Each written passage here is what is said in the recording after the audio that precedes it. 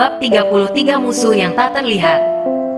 Dipublikasikan oleh blog Normi. Mereka berlari cepat. Dalam perjalanannya Hong Samwesio bercerita bahwa ketika dia akan berlari ke arah dermaga, ia dihadang oleh kelompok bertopeng. Ada sekitar 10 orang yang mengeroyoknya, semua dengan ilmu aneh yang tidak pernah ia lihat sebelumnya. Lalu di mana mereka sekarang? Totiang, tanya Beng Liong. Mereka semua pincang totok dan pincang taruh di kuil Buddha di pinggir kota, jawab Samwesio, biksu. Tak berapa lama mereka sampai di kuil yang dimaksud, masuk ke ruang belakang, di mana kamar Hong Samwesio menyandra pasukan bertopeng itu. Ternyata begitu kamar terbuka, terlihat tidak ada seorang pun di dalamnya. Hong Samwesio tidak bisa menyembunyikan keterkejutannya. Beng Liong terlihat tidak bisa menahan amarah. Chiosan semakin kagum dengan pergerakan kelompok bertopeng ini. Pastilah ketika Hong Samwesio menotok mereka dan meninggalkan mereka di kuil ini, ada orang yang datang melepaskan mereka. Cara kerja kelompok bertopeng yang penuh rahasia ini sungguh membuat hatinya penasaran.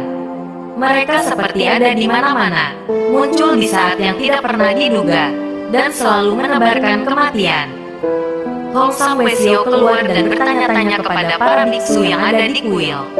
Kebanyakan dari mereka sudah tidur, dan tidak mendengar ada keributan apapun.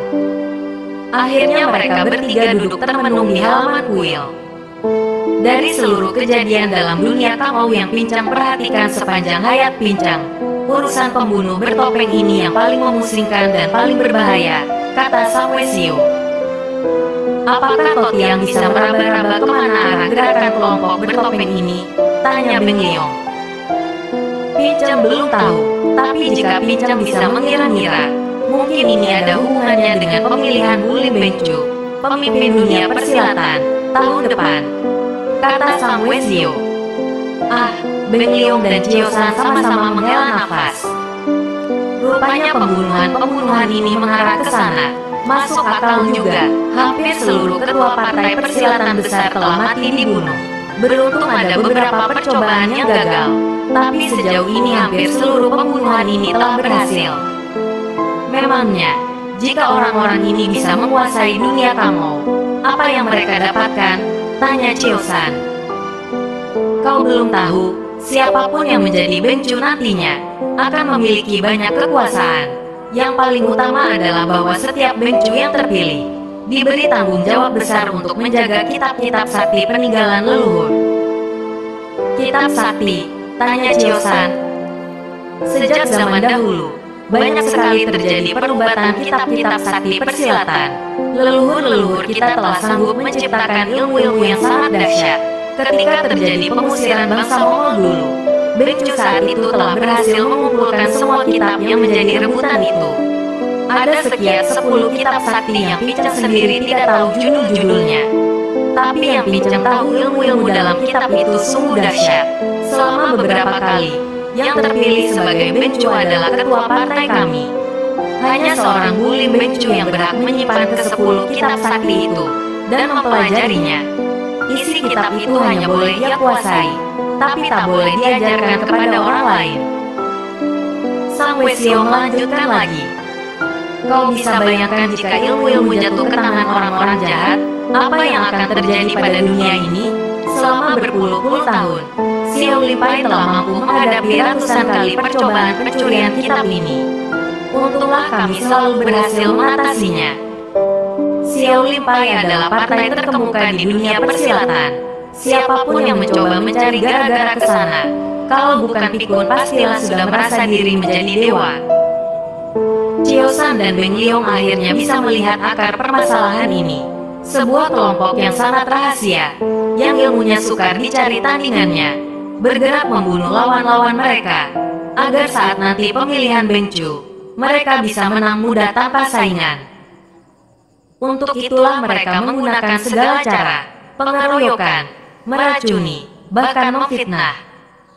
Bukan main geramnya Chiosan memikirkan ini. Hatinya semakin bersedih mengingat hancurnya Mokau, kematian yang tragis dan menyedihkan. Mereka semua dibunuh tanpa mampu melawan karena racun telah menggunakan ilmu silat mereka. Tak terasa air matanya menetes lagi. Melihat ini Beng Liong bertanya, "Ada apa, Sante?" Chiosan tidak bisa menjawab.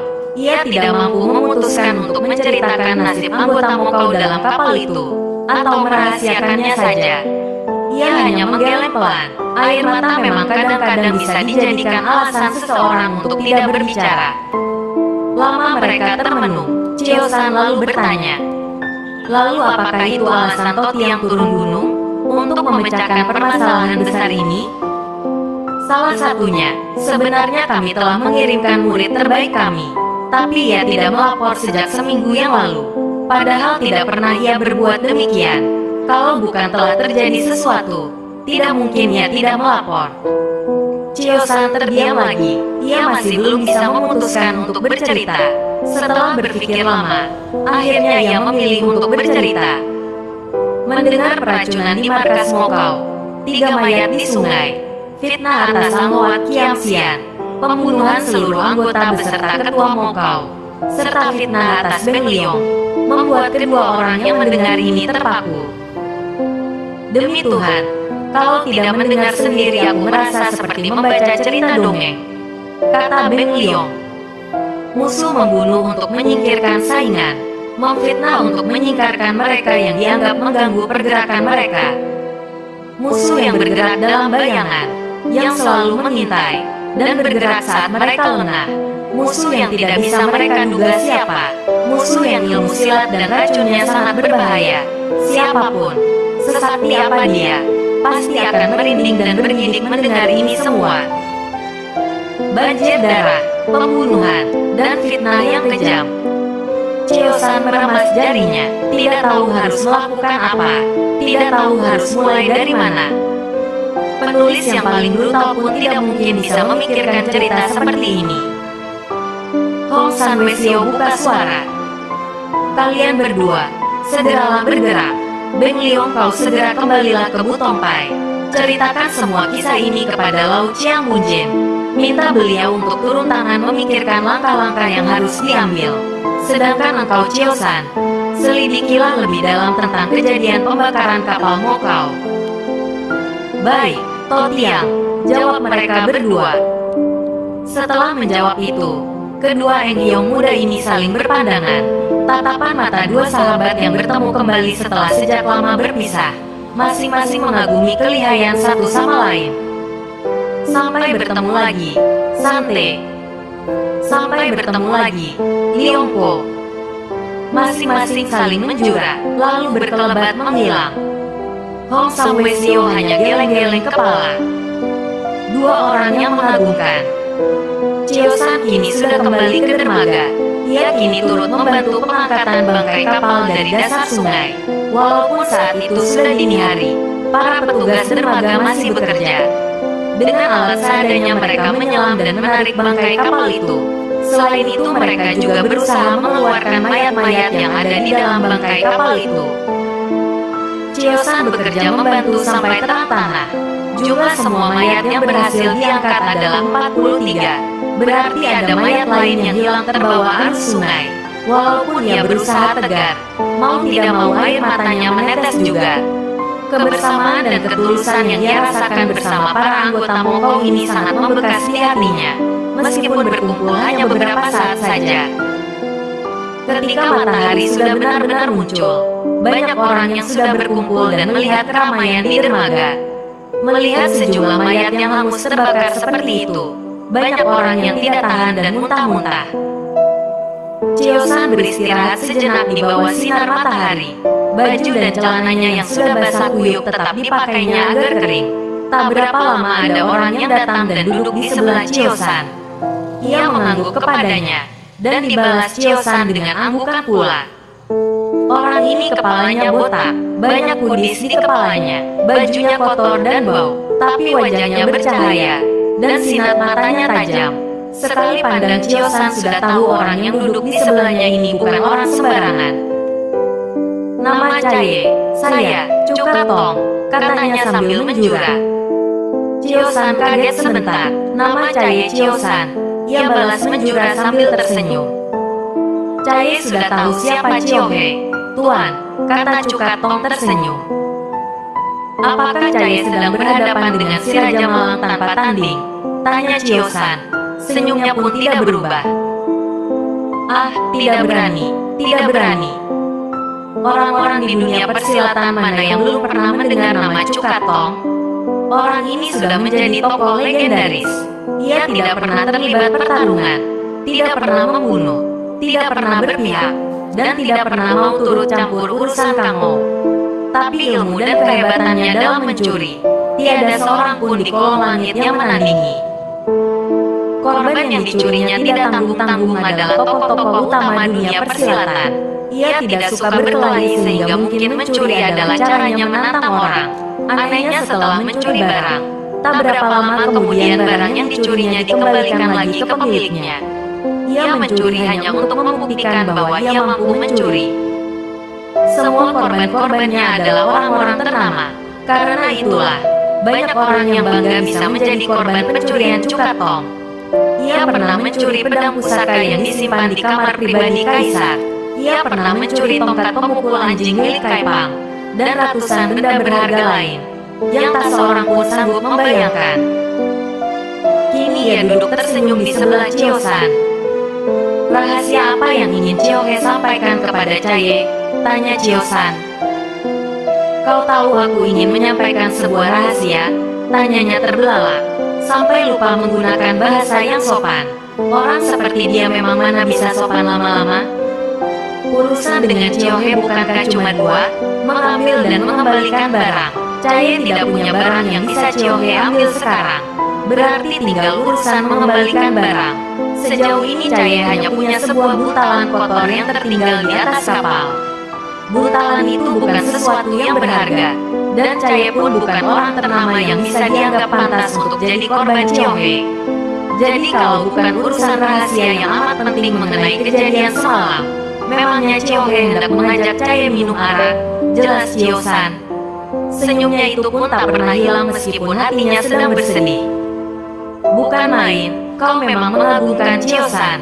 Orang seperti kau, jika tidak kujadikan musuh besar, maka hidupku sungguh membosankan. Maukah kau jadi musuh besarku?" tanyanya. Musuh besar berarti Chiohe menganggap Caye setara dengan Chiohe. Ah, untuk itu Caye mengaku kalah saja. Tapi kalau sekedar tanding minum arak, atau lari-lari kecil, Caye mungkin bisa menemani Chiohe, tukas Chiosan. "Hahaha, bagus, cukup jujur, tapi dalam hal ini, dugaanmu yang tadi hampir semuanya salah," kata Cukatong. "Coba Chiohe jelaskan." "Pertama, kata siapa buntalanmu itu tidak berharga? Jika kau menang minum arak denganku, pasti ku kembalikan. Kedua, kata siapa juga kau tidak pantas jadi korbanku? Buktinya buntalanmu juga sudah berada di tanganku. Apa kau pikir, jika aku menganggapmu tidak pantas, aku mau duduk-duduk di sini bersamamu?" Ia melanjutkan, "Aku telah menyaksikan sendiri sepak terjangmu sejak kejadian peracunan di markas Mokau dulu. Saat itu aku ingin mencuri kitab menghisap matahari milik Mokau Kaucu. Aku menyamar jadi salah satu anggotanya. Tidak sulit menyamar jadi orang bau dan jelek.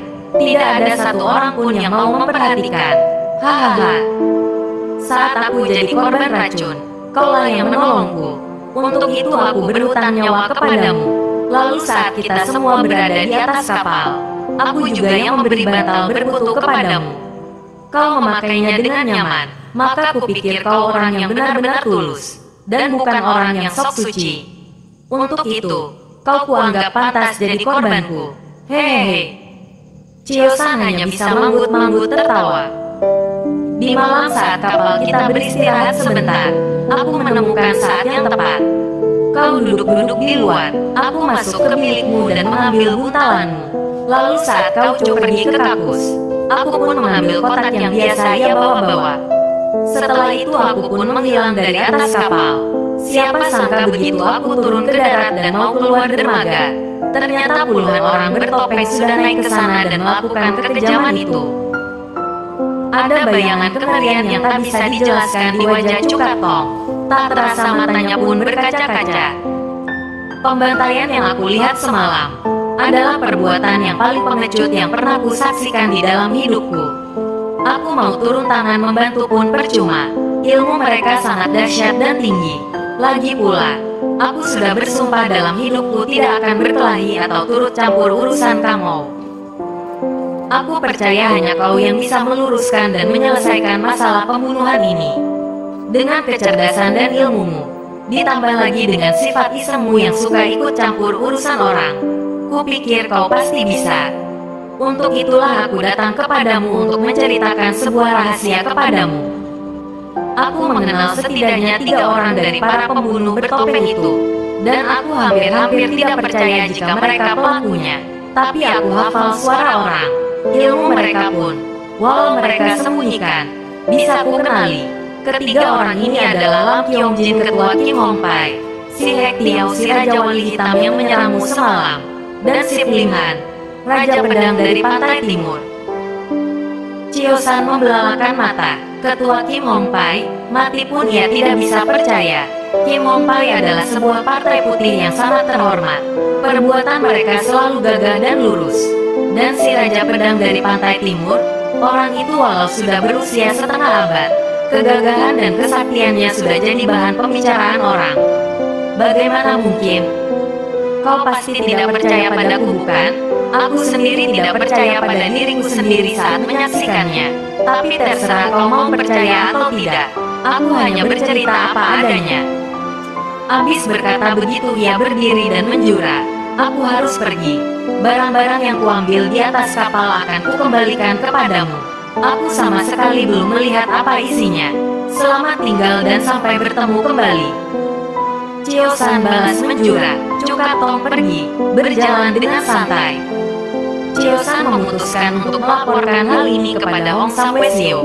Segera ia berlari keluar dermaga. Ia bingung untuk pergi ke penginapan semalam, ataukah ke kuil. Akhirnya Chio San memilih pergi ke kuil, karena posisinya lebih dekat ke dermaga. Sampai di kuil, ternyata Hong Samwesio memang masih ada di sana. Beliau sedang berdoa. Setelah menunggu beliau selesai berdoa, Chio San lalu menemuinya dan bercerita kejadian tadi.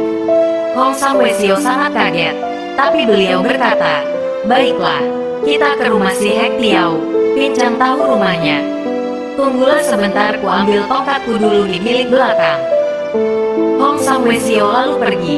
Tak berapa lama, Chio San mendengar suara ribut-ribut. Segera ia melesat ke belakang. Begitu sampai, betapa kagetnya ia ketika melihat Hong Samwesio sudah jatuh berlutut. Mulutnya mengeluarkan darah. "Cepat kejar." Ia lari lewat jendela, kata Hong Samwesio terbata-bata. Secepat kilat Chio San melompat keluar jendela. Tidak ada siapa-siapa yang terlihat. Ada penyerang yang bersembunyi di lemari pincang. Saat pincang buka ia menyerang. "Ah, sungguh hebat sekali ilmunya," kata Hong Samwesio. "Totiang tidak apa-apa?" tanya Chio San. "Aku tidak apa-apa. Memang luka dalam tapi tidak parah. Tenaga dalamku masih mampu melindungi organ bagian dalam." Hong Samwesio bangkit dan membereskan meja dan perabot lain yang berantakan. Alat-alat tulis, pot bunga, beberapa peralatan ibadah, serta sebuah sangkar burung yang terbuka. Semua berserakan di lantai. "Ai, sekarang burung kecilku pun kabur. Para pencoleng ini benar-benar mencari gara-gara," kata Hong Samwesio. Saat dia terluka, ia tidak marah. Tapi saat burung peliharaannya hilang, ia malah geram. Mau tidak mau Chio San sedikit tersenyum juga. Orang-orang Kang Ong memang sedikit aneh. "Ayolah kita segera ke rumah si Hek Tiao," kata Hong Samwesio. Mereka pun buru-buru ke sana, tapi karena lukanya, pergerakan Hong Samwesio sedikit banyak berkurang kecepatannya. Ingin Chio San mengendongnya, tapi ia tahu itu hanya akan merendahkan Samwesio. Tak berapa lama, mereka pun sampai di rumah si Hek Tiao. Besar dan megah, rupanya selain pintar berkelahi, si Raja Wali Hitam ini juga pintar dagang. "Oh, Hong Sam Totiang, silahkan masuk." Rupanya orang di rumah itu sudah mengenal Samwesio. "Apa Tuan Besar ada?" tanya Hong Samwesio dengan sopan. "Ah, beliau sedang beristirahat di kamar. Sejak semalam beliau belum tidur. Tunggu saya panggilkan. Totiang, jawab si pelayan. Baik, terima kasih sekali. Sang Wesio mengangguk sopan. Tak berapa lama terdengar teriakan. Ah, tolong, tolong, Tuan Besar mati, Tuan Besar mati. Segera Chiosan dan Hong Sang Wesio berlari ke kamar. Nampak tubuh si Hek Tiao terbaring kaku. Darah segar masih mengalir dari kerongkongannya. Seseorang telah menggorok lehernya. Chiosan mengepalkan tangannya.